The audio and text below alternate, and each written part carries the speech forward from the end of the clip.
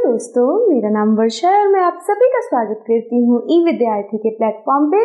तो आइए शुरू करते हैं हमारा इतिहास का अध्याय नंबर 5, जिसका नाम है राजा, राज्य और एक प्राचीन गणराज्य, जिसके अंदर हम बात करने वाले हैं राज्यों की, राजाओं की और प्राचीन गणराज्यों की, यानी कि वो राज्य जो कि गणों से मिलके बने थे।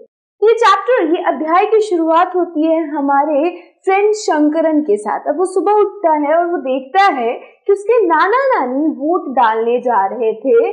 दरअसल वे चुनाव केंद्र पर सबसे पहले पहुंचना चाहते थे।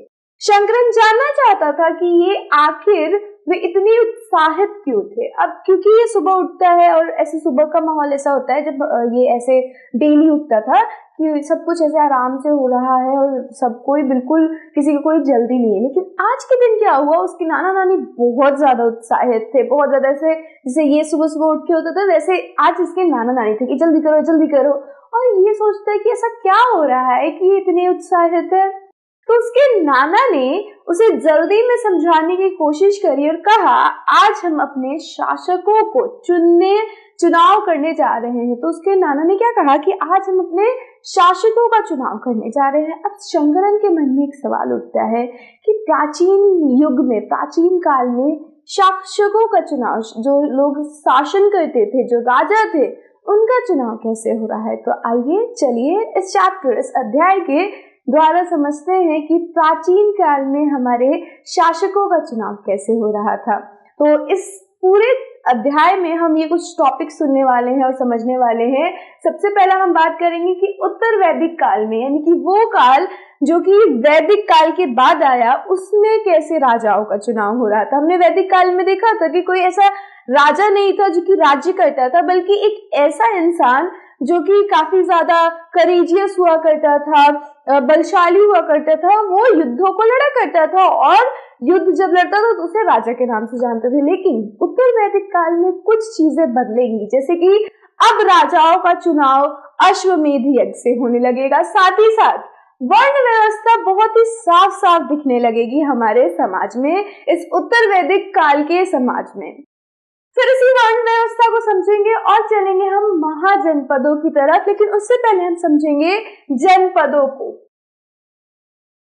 कि जनपद आखिर होता क्या है, और जनपद समझेंगे और फिर ये देखेंगे कि यही जनपद महाजनपद में बदल गए।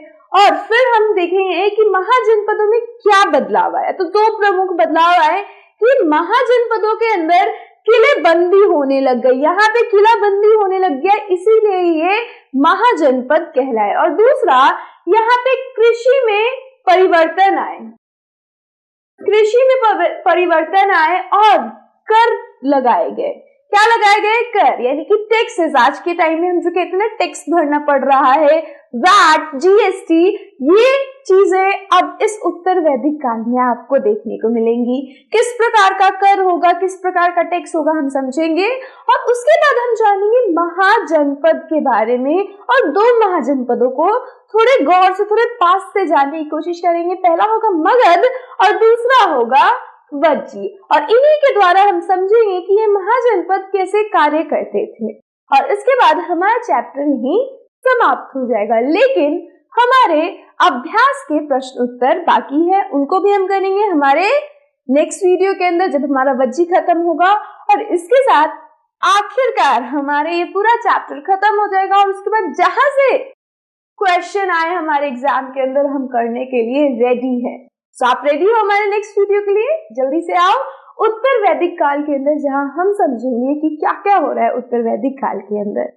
So I will see you there. Till then, stay safe and keep learning with us. Bye.